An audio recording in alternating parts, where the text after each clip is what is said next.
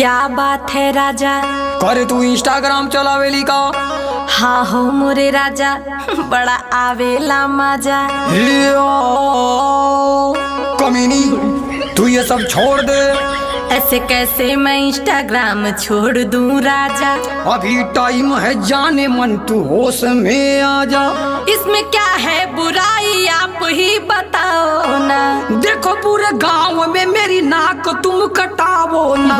अरे राजा जी इसमें पैसा बहुत मिलता है। तेरी वीडियो से कितनों का नियत बिगड़ता है। जो जैसा सोचता है सोचे, उसमें मैं क्या करूं। तू इंस्टाग्राम पे वीडियो बनावल बंद करूं। देखा राजा एमे फिल्टर बहुत कमाल के हा।